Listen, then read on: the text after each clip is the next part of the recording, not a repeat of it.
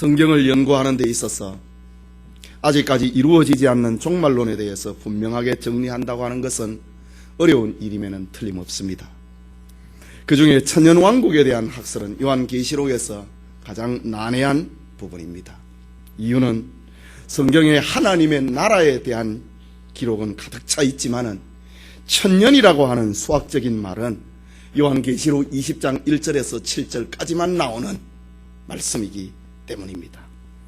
하지만 고난받는 세상에서 신자들을 위로하는 천년왕국에 대한 관심은 초대교회 이후 지금까지 계속되고 있는 것은 사실입니다.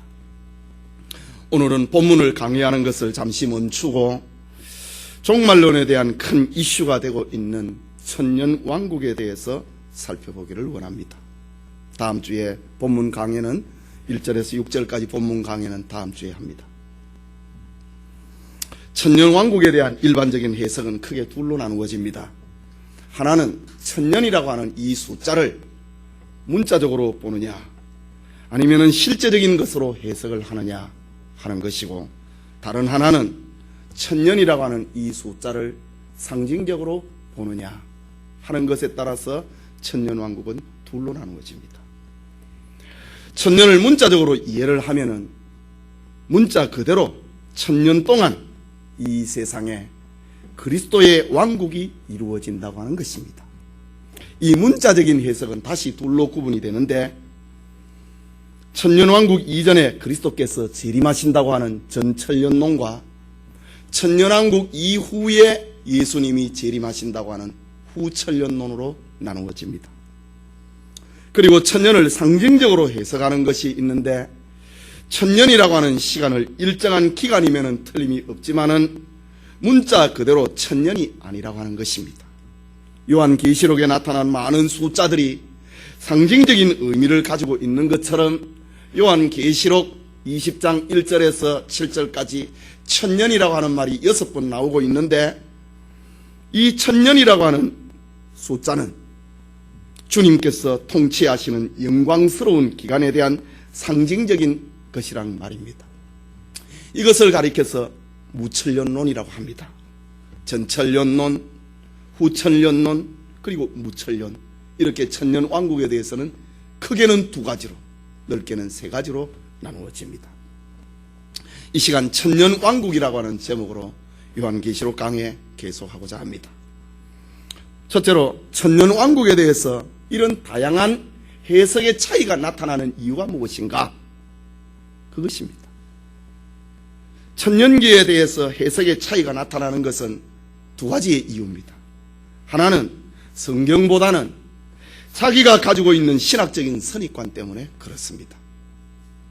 성경이 말하고 있다고 하는 그것보다 내가 가지고 있는 신학적인 선입관입니다. 아마 여러분들도 아직 정리가 안 되는 천년론에 대해서 아직 정리가 안 된 분들도 있겠지만은 아마 그런 선입관이 여러분들에게 있을 것입니다. 그걸 오늘 한번 정리를 해보는 시간 가졌으면 합니다. 사람은 아주 영향력 있는 분에게 어떤 지식과 사실을 가르침을 받는다면은 과거에 배운 해석과 입장을 바꾸기가 좀처럼 쉽지 않습니다.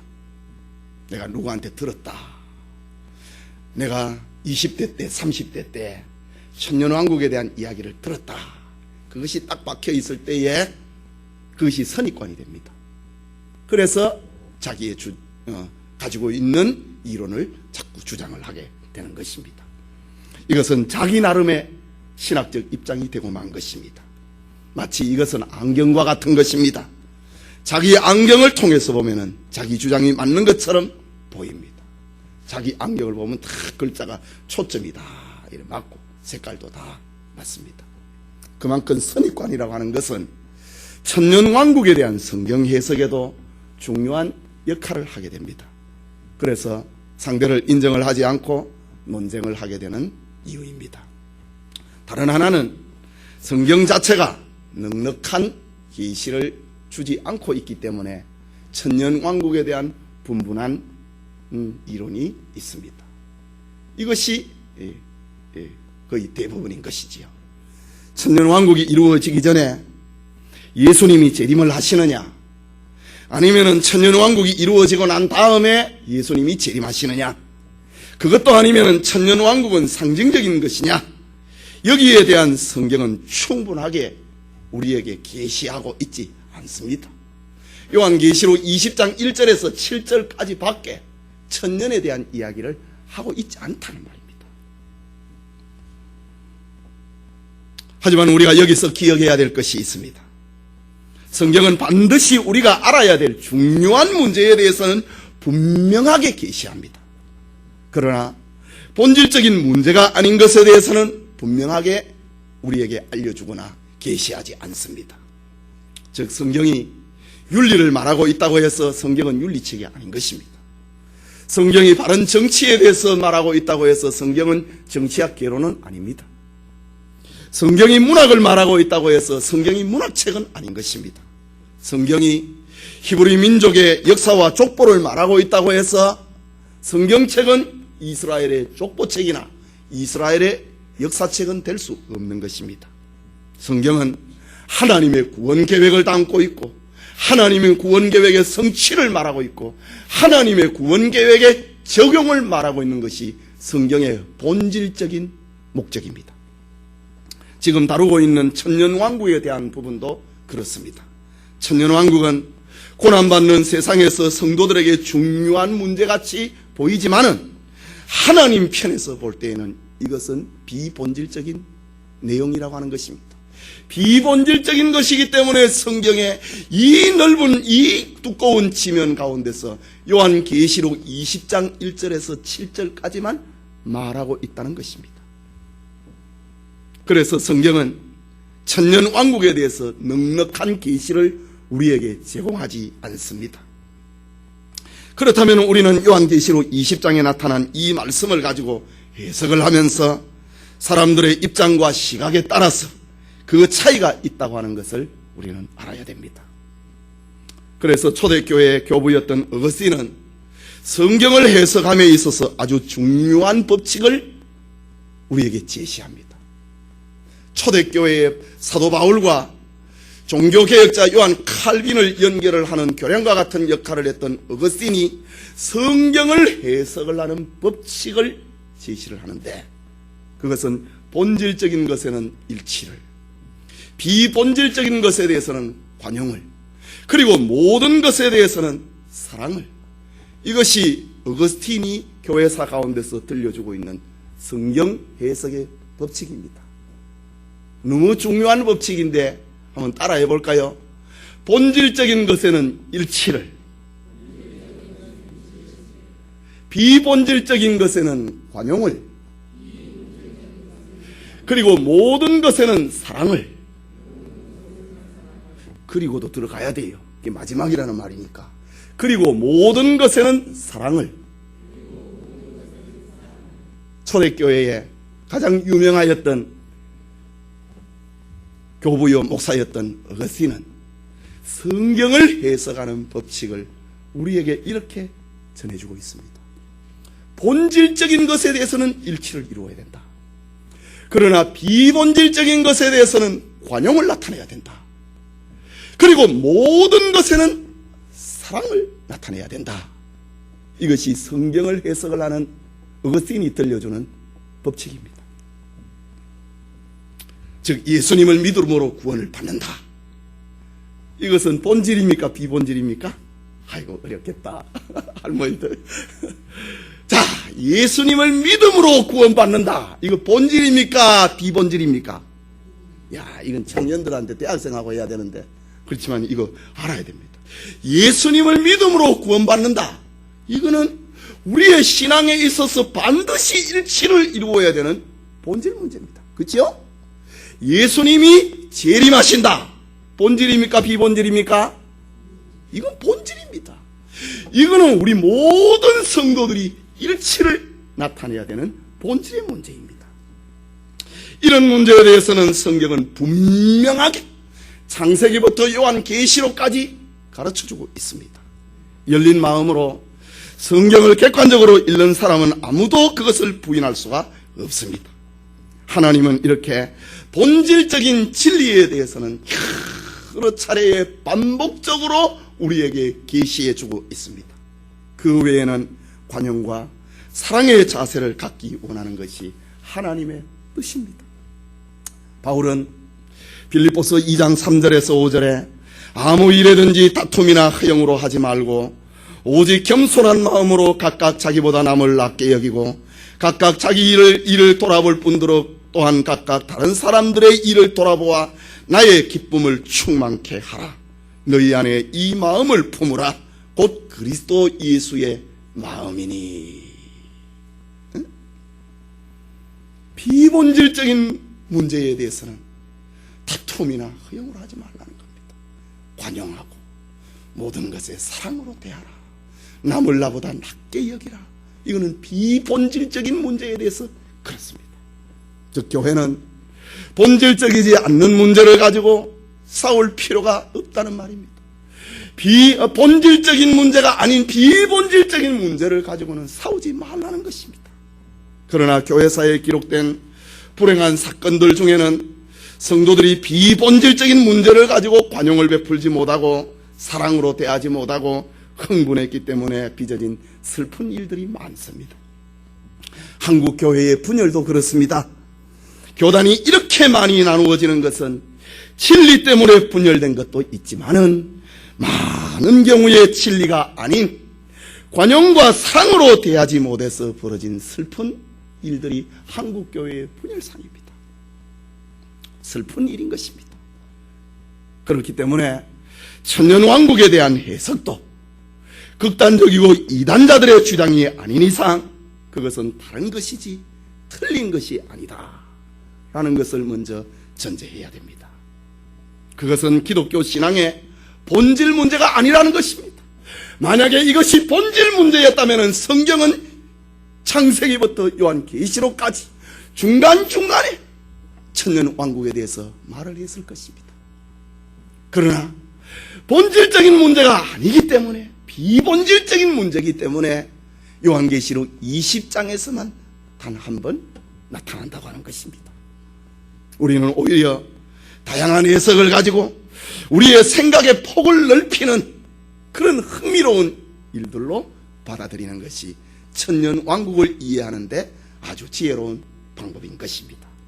다시 말하자면 천년왕국에 대한 해석의 차이는 첫째는 성경보다 누구로부터 배웠다고 하는 선입관 때문이고 다른 하나는 성경이 충분한 계시를 주지 않고 있기 때문에 천년왕국에 대해서 다양한 견해가 존재하고 있다. 이유는 천년왕국은 기독교 신앙의 본질이 아니다 라는 것입니다. 그게 둘째로 천년왕국에 대한 다양한 해석입니다. 첫째는 전천년설입니다. 전천년설은 천년왕국 전에 주님이 재림하신다고 하는 말입니다. 이걸 거꾸로 말을 하면 주님이 재림하시고 난 다음에 천년왕국이 펼쳐진다고 하는 말입니다. 요한계시록을 전천론자들은 요한계시록을 시간적인 배열로 봅니다. 시간적인 배열로 보면은 요한계시록 18장에서는 세상을 미혹을 하던 음녀 바벨론이 멸망을 했습니다. 그리고 19장에서는 예수님이 재림했습니다. 그리고 20장에 천년왕국이라고 하는 말이 등장을 한다.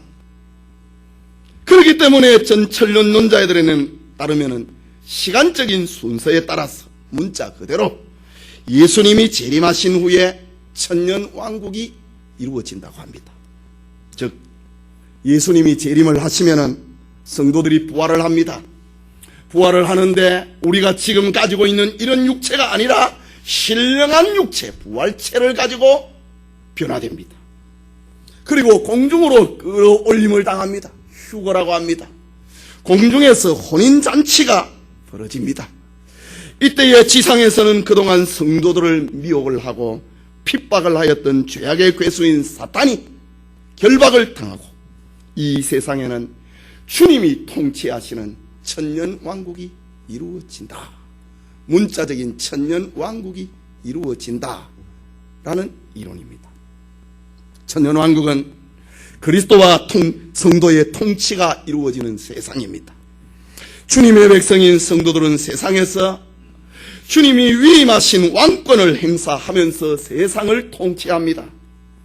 이때에 온 세상에 하나님을 아는 지식은 점점점 넓어져 갈 것이고, 성도가 세상을 통치하기 때문에 주님의 왕권을 가지고 있는, 그것을 위임을 받은 성도가 1000년 동안 이 세상을 통치할 것이기 때문에 세상에는 하나님을 아는 지식이 넓어져 갑니다. 그리고 모든 죄악은 제거됩니다. 세상은 풍요와 공평, 의와 화평, 안전과 안식과 영광이 충만해집니다. 다르게 표현을 하자면 이 세상에 저 에덴 동산이 회복이 되는, 낙원이 회복이 되는 일이 벌어진다 라는 것이 전철론자들의 주장입니다. 뿐만 아니라 이제 문자적인 천년이 차면은 그동안 결박을 당했던 사탄이 풀려나는데, 사탄이 주님과 성도들을 향하여서 곡과 마곡의 전쟁, 요한계시록 17장에 등장을 하였던 아마겟돈 전쟁을 일으킨다. 큰 전쟁을 일으켜서 성도들을 핍박을 하다가 결국 주님의 심판을 받아서 영원한 불못인 지옥에 떨어진다. 이것이 전철론론의 시작과 끝입니다. 이것은 로마의 박해기를 비롯해서 역사상 수많은 그리스도인들이 환난과 핍박을 처하게 되었을 때에 교회가 소망을 하였던 하나님의 나라였습니다. 주인과 하인이 바꾸어진다. 왕과 신하가 바꾸어진다. 왕과 백성이 바꾸어진다. 예수님이 재림하면 내가 왕이 된다. 이것이 환난 속에서 살아갔던 성도들의 하나님의 나라에 대한 개념이었습니다. 그러나 전천년설에 가장 큰 약점이 있습니다. 그것은 재림하신 주님이 다스리는 천년왕국 후에 마귀가 다시 미혹을 한다는 것입니다. 주님을 대적을 하는 곡과 마곡의 전쟁을 예수님이 재림을 하고 난 다음에, 천년이 지나고 난 다음에 풀려난 사탄이 아마겟돈 전쟁을 일으킨다고 하는 것은 성경의 원리와 맞지 않습니다. 이것은 이미 이루어진 주님의 재림이라고 하는 이 엄청난 역사적인 사건을 너무 의미 없도록 만들어버리는, 주님의 이 재림이 얼마나 큰 사건입니까? 그런데 천년이 있다가 사탄이 반란을 일으킨다. 이것은 예수님의 재림을 약화시키는 행위라는 말입니다. 뿐만 아니라 전철론론에서는 의인의 부활은 천년왕국의 시작될 때에 의인이 부활을 하고, 그리고 천년왕국이 끝날 때에 죄인이 부활을 한다. 의인과 죄인의 부활의 시간을 천년이라고 차이를 두고 봅니다. 이것은 성경에서 예수님이 말씀하고 계시는 의인과 악인의 부활이 단번에 일어난다고 하는 말씀과 배치됩니다. 전천년론의 더 큰 약점은 주님의 재림으로 이 세상 역사가 끝나는 것이 아니라 천년이 지나고 난 다음에 이 세상의 역사가 다시 한번 대격변을 이룬다. 사단이 큰 전쟁, 곡과 마곡의 전쟁, 다르게 표현을 하면 아마겟돈 전쟁을 일으키는데 천년이 지나고 난 다음에 다시 전쟁이 일어난다. 이것은 성경 전체의 진행과 잘 맞지가 않습니다.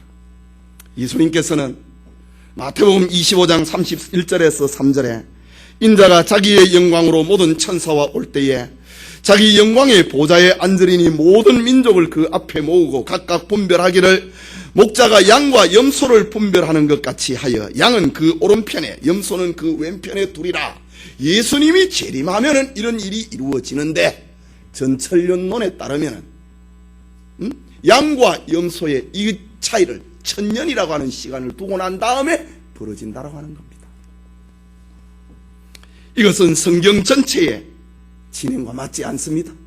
또 마태복음 25장 46절에 보면은 저희는 영벌에 의인은 영생에 들어가리라 라고 했습니다. 예수님의 재림과 더불어 이 세상은 심판을 받고 이 세상은 끝이 난다고 하는 주님의 말에 맞지 않습니다.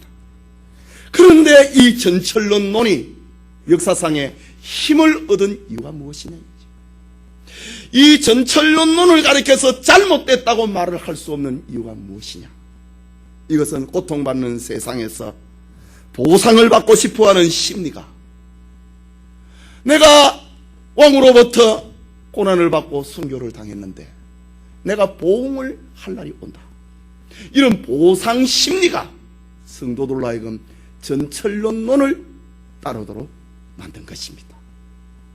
그러나 아직까지 이루어지지 않은 일이기 때문에 잘못됐다 라고 말하기보다는 다르다 라고 말을 해야 하는 것입니다. 그 다음에 후천년론입니다. 후천년설은 천년왕국 후에 예수님이 재림한다고 하는 것입니다. 이 이론은 복음이 구원에 이르는 하나님의 능력이라고 하는 사실을 정말 진지하게, 정말 현실적으로 받아들인 결과로 말미암아 이루어지는 학설입니다. 즉 예수님께서 세상에 강림을 하시고 십자가에 못 박혀 죽으시고 다 이루었다고 말씀을 하시고 성령을 이 땅에 보내셨습니다. 초대교회의 성도들은 성령의 권능을 힘입어서 능력을 행사를 했습니다. 온 세상에 복음이 충만하게 증거했습니다. 회개하는 온 세상은 결국 천년왕국을 이룬다는 것입니다. 후천년설에 의하면은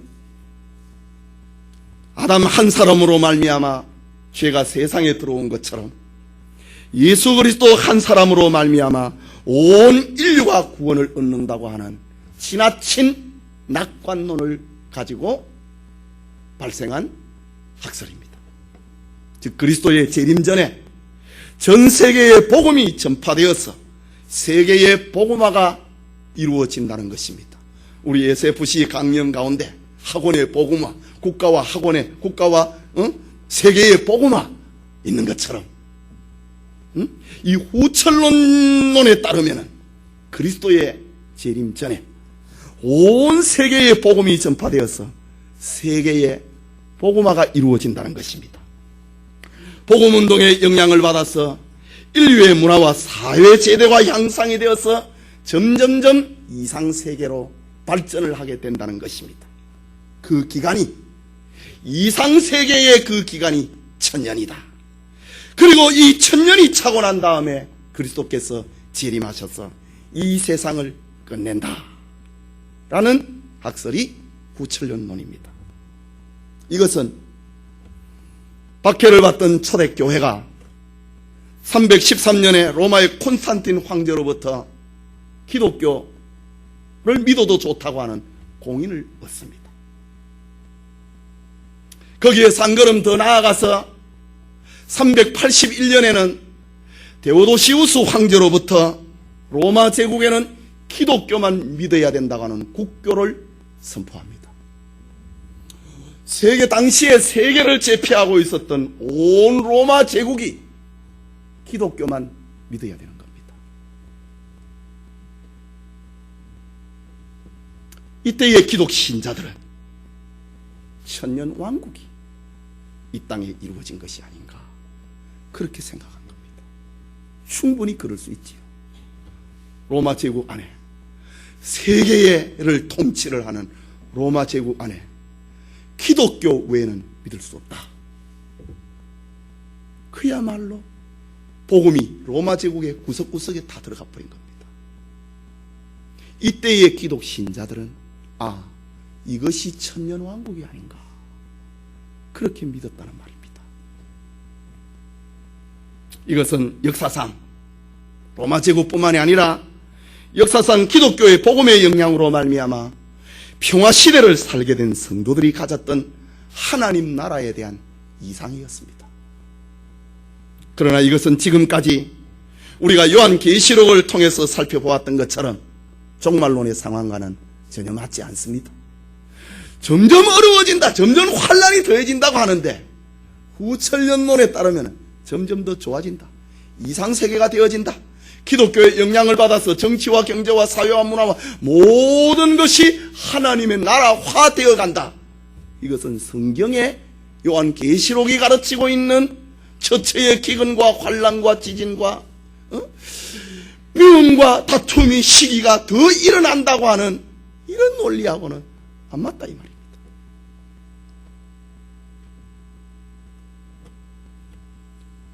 종말의 상황과는 전혀 맞지 않습니다. 하지만 후천년설은 20세기가 되기 전까지 중세의 천년 동안에 로마 카톨릭이 온 세상을 지배를 했으니까 사람들은 천년왕국이라고도 생각을 했다. 또 복음의 그 다음에는 복음의 선교 시대가 이루어집니다. 저 남미로 아프리카로 식민지 개척과 더불어 복음을 전파합니다. 아, 이것이 천년왕국이 아닌가 그렇게 생각을 했습니다. 20세기 전까지 말입니다. 그러나 20세기에 들어와서 인류는 두 차례에 걸친 큰 세계 대전을 치르게 됩니다. 1차 세계대전과 2차 세계대전을 겪으면서 후천년설에 대한 인간의 믿음이 사라지게 된 것입니다.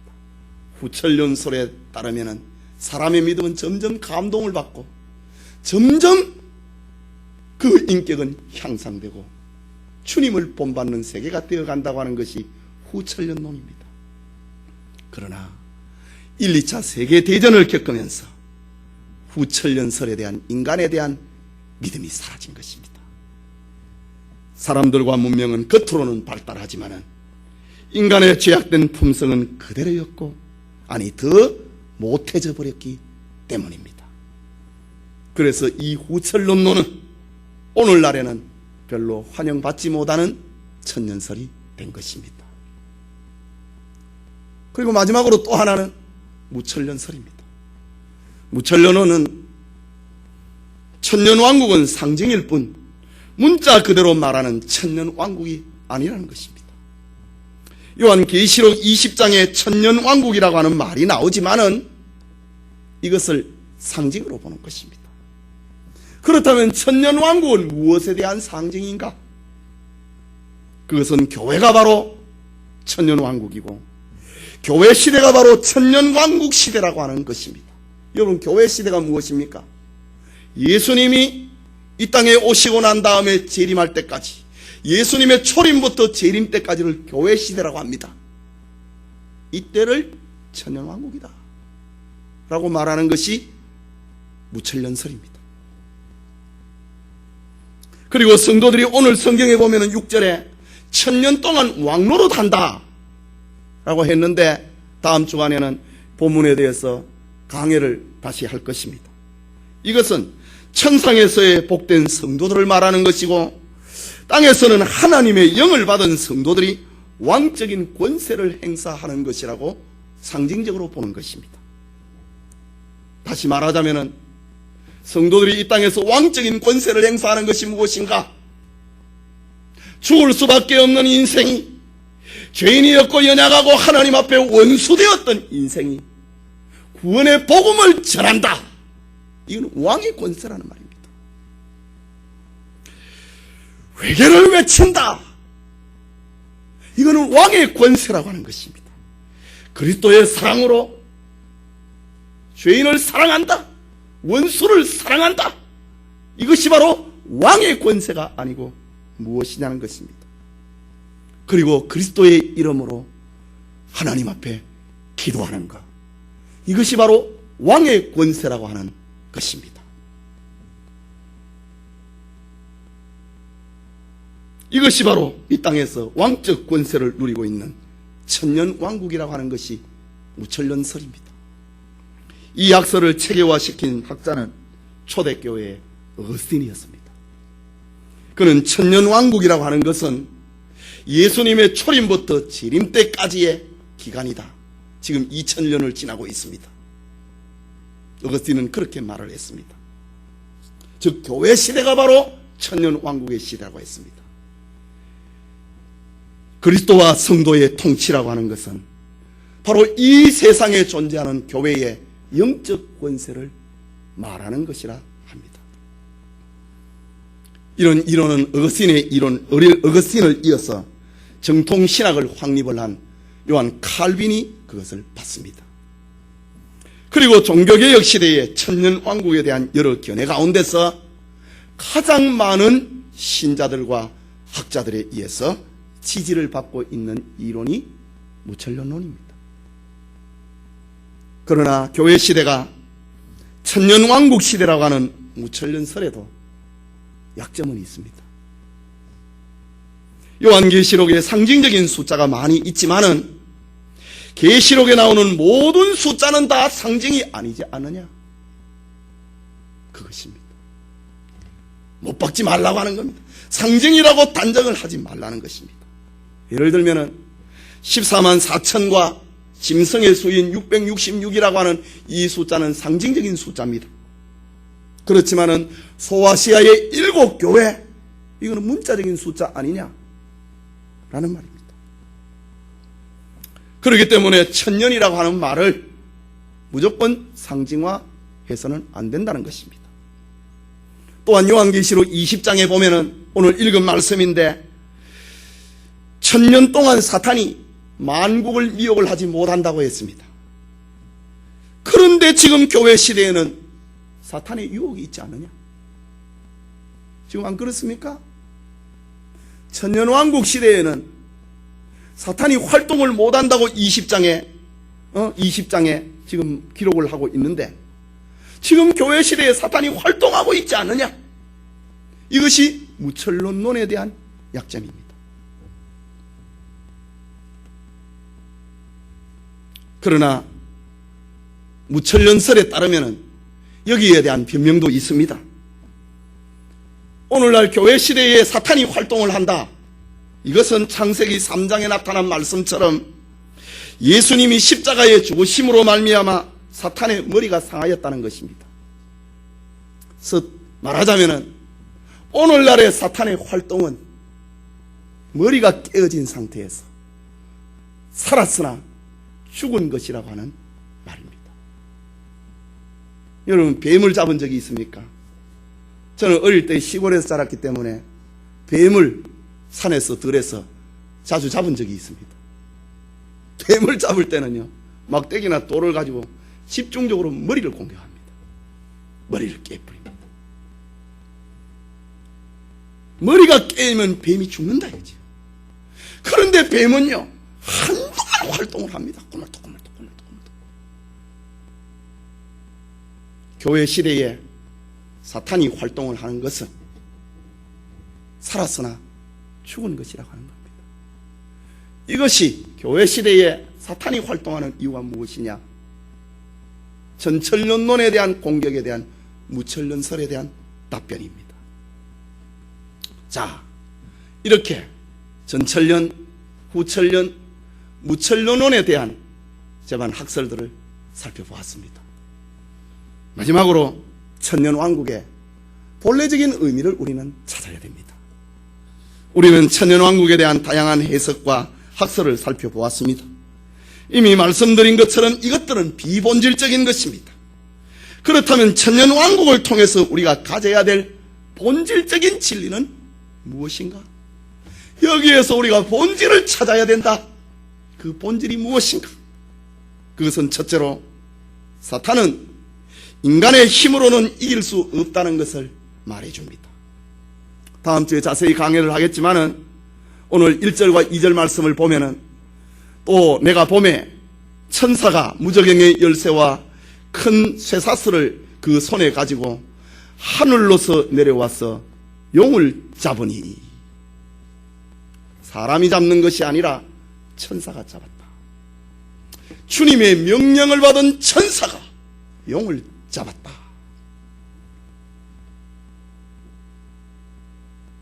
무저갱의 열쇠, 무저갱은 지옥이지요.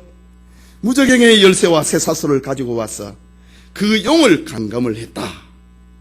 이것은 이 세상에 활동을 하고 있는 악한 사탄을 인간의 생각과 인간의 노력으로는 제거되지 않는다는 것입니다. 그렇다면 우리는 하나님의 도우심을 바라는 기도와 겸손의 자세를 가지고 있어야 된다. 천년왕국에 대한 여러 학설에 대해서 열을 내지 말고 사람의 힘으로는 사탄의 권세를 이길 수 없다고 하는 것, 겸손의 마음을 가져야 된다. 19세기가 들어서면서 인간의 지식 속에 진화론이 대두가 되고 과학의 발달과 함께 많은 인간에게 적당한 시간만 주면은 언젠가는 불행인과 악이 없는 유토피아를 만들 수 있다고 생각을 했습니다. 이것이 진화론이 한창 활개를 피던 19세기 후반의 일입니다. 그러나 인류는 20세기에 들어와서 1, 2차 세계대전을 겪으면서 비로소 사람은 하나님을 떠나서는 구제될 수 없는 무능하고 사악한 존재라고 하는 것을 알게 됩니다. 이것이 20세기에 등장을 하였던 수많은 노벨상을 받은 문학 작품들이 지향을 하고 있는 것입니다. 인간은 악하다. 19세기 이전까지 인간은 이 세상을 유토피아를 만들 수 있다, 그렇게 꿈을 꾸었는데 1, 2차 세계대전을 겪고 난 다음에 인간은 악하구나, 사람이 이렇게 악할 수가 있는가, 사람은 정말 구제될 수가 없구나, 신에 의하지 아니하면, 하나님에 의하지 아니하면 구제될 수 없다. 이것이 20세기에 깨달은 지식인들의 철학입니다. 이처럼 우리는 모든 일에 하나님의 도우심과 은총만이 우리의 원수들의 손에서 벗어날 수 있다. 이것이 천년왕국의 본질 문제입니다. 우리가 용을 잡을 수 있는 것이 아니라 주님이 잡는다라는 겁니다. 둘째는, 사탄은 에덴 동산 이후로 계속해서 활동하고 있다는 것입니다. 2절 말씀을 보십시오. 용을 잡으니 옛뱀이요 마귀요 사탄이라 잡아 1000년 동안 결박하여. 용을 잡았는데 요한이 자세히 보니까 옛뱀이었더라. 바로 에덴 동산에 등장을 했던 그 뱀이었더라 라는 말입니다. 에덴 동산에서 아담과 하와를 유혹을 해서 죄를 범하게 했던 사탄이 그때부터 지금까지 활동하고 있다는 것을 보여줍니다. 이 천년왕국론을 통해서 말입니다. 이것은 모든 그리스도인들에게 신앙을 각성을 시키고 있는 말씀입니다. 그렇다면 우리는 깨어 있어야 된다는 말입니다. 사탄을 경계해야 된다고 하는 말입니다. 사탄이 얼마나 지혜로운지 사람보다 뛰어나다고 하는 말입니다. 정신을 차리지 아니하면 사탄 때문에 우리는 언제든지 넘어질 수 있고 쓰러질 수 있고 죄지을 수 있고 파멸할 가능성을 우리는 가지고 있다.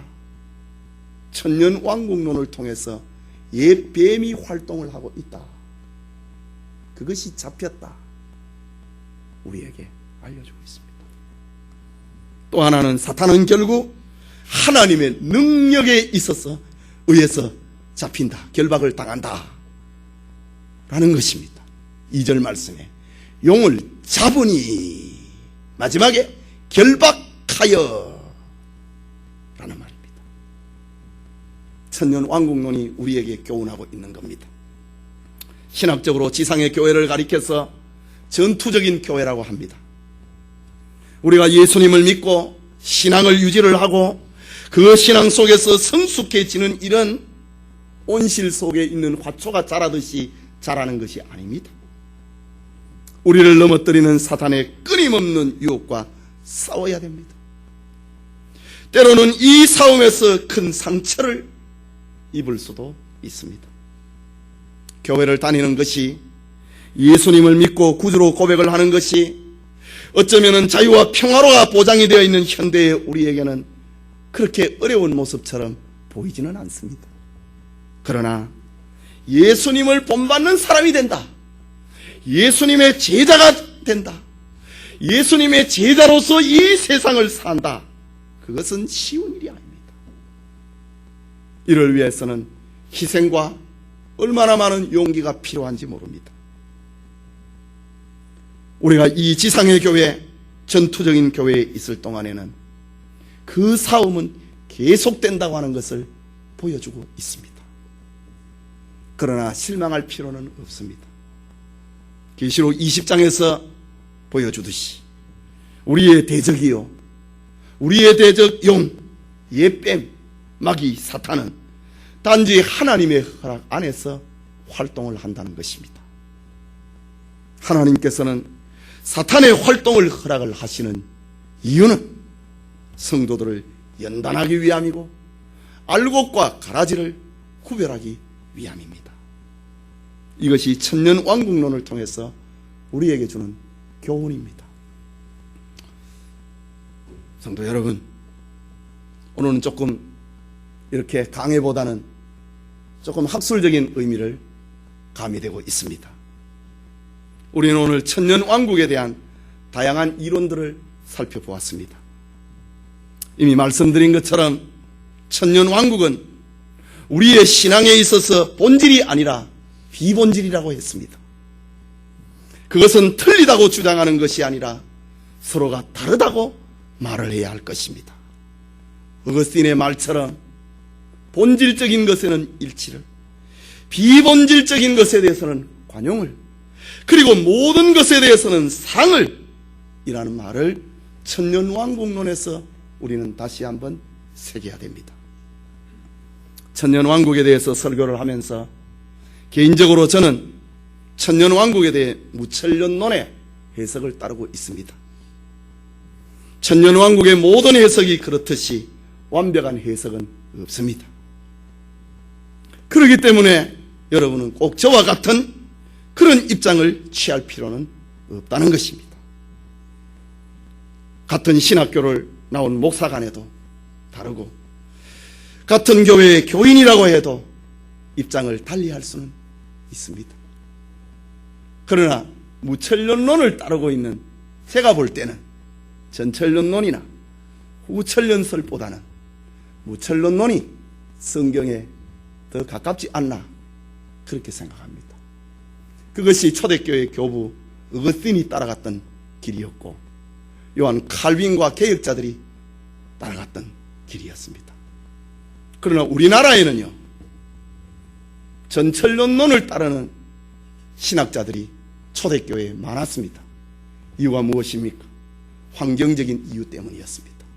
이 전천년론은 역사상에 환난받는 신자들이 추구했던 하나님의 나라상이었습니다. 구한말 시대를 통과하면서 일제의 36년의 압제, 그리고 6.25 동란을 통과하면서 고통을 받았던 한국교회, 많은 순교자를 배출을 하였던 한국교회는 이런 것에 대한 보상의 심리에서 전천년론을 따르는 이들이 많았습니다. 그렇지만은 저는 무천년론이 더 합당하지 않겠나 그렇게 생각합니다. 제가 지금까지 요한계시록 1장에서 20장까지 이런 무천년론에 입각해서 계시록을 강해해 왔습니다. 지금 20장에 대해서도 그렇다면 오늘 20장 1절에서 6절까지 이 강해를 어떻게 할 것인가? 예수님이 재림하고 난 다음에 사건으로는 저는 보지 않습니다. 이것은 교회사의 2000년의 역사를 여기에 1절에서 6절까지로 집약을 해놓은 것으로 저는 다음 주에 그렇게 강의할 것입니다. 우리 성경을 읽으면서 요한계시록은 절대로 시간적인 배열이 아니었고 첫 번째 나타났던 인재양, 두 번째 나타났던 나팔재양, 그리고 세 번째 나타났던 대접재양은 절대로 시간적인 순서가 아닙니다. 보는 각도에 따라서 달랐다고 하는 것입니다. 그렇다면 요한계시록 20장을 해석을 함에 있어서 예수님이 재림하고 난 다음에 일어난 일이다, 꼭 그렇게 말을 할 필요는 없습니다. 그러나 그 다음에 20장 후반부에 보면은 용이 잡혔다, 무저경에 들어갔다, 거기는 그야말로 우리 다시 19장과 연결이 되는 예수님 재림하고 난 다음에 사건입니다. 그렇다면 요한계시록 20장은 예수님의 초림부터 시작해서 예수님의 재림까지를 전부 집약을 해놓은 것이 요한계시록 20장이다. 저는 그렇게 봅니다. 무철 놓는 손을 통하여서 천년왕국에 대한 결론을 맺고자 합니다. 천년왕국은 마귀가 결박이 됨으로써 이루어진 하나님의 나라이다. 천년왕국은 성도들이 세상을 심판을 하고 왕노릇하는 나라이다. 천년왕국은 주를 위해서 고난받은 성도들에게 주신 하나님의 나라이다. 이것은 변함이 없습니다. 여러분은 지금 그리스도와 더불어 왕노릇하고 있다고 하는 사실 앞에 얼마나 실감하고 있습니까? 이게 지금 본질 문제입니다. 그리스도께서 우리를 왕같은 제사장으로 만들기 위해서 십자가에 못 박혀 돌아가셨습니다. 그럼에도 우리가 이 사실을 실감하지 못한다면 우리를 위해서 돌아가신, 우리를 위해서 십자가에 죽으신 그 의미를 약화시키는 슬픈 일입니다. 우리는 그리스도로 말미암아 의롭게 되었고 하나님의 자녀가 되었고 거룩하게 되었기 때문에 그의 이름을 가리켜서 성도라라고 부릅니다. 이처럼 엄청난 신분을 지닌 우리는 그 신분에 걸맞는 삶을 살아야 됩니다. 그것은 바로 그리스도와 더불어 왕노릇하는 삶을 살아야 된다는 말입니다. 그렇다면 왕노릇하는 삶이 무엇인가? 아까 말씀드린 것처럼 그리스도의 구원의 복음을 전하는 것, 왕적인 선포입니다. 회개하라. 그리하면 너와 내 집이 구원을 얻으리라. 이거는 왕적인 선포입니다. 그리스도의 사랑으로 원수를 용서하고 죄인을 사랑하는 것, 이거는 왕의 마음, 주님이 주신 왕의 마음이 아니면 할 수 없는 것입니다. 그리스도의 이름으로 기도한다. 이것이 바로 우리가 이 땅에 살아가면서 왕으로서 살아가는, 천년 왕국에서 왕으로서 살아가는 왕적 권세를 행사하고 있는 성도들의 삶인 것입니다. 뿐만 아니라 영원한 나라를 주신 하나님 앞에 평안한 삶에 안주하는 자가 되어서는 안 됩니다. 주님을 위해서 수고하고 땀 흘리는 사람이 되어야 됩니다. 영원한 하나님의 나라가 있다.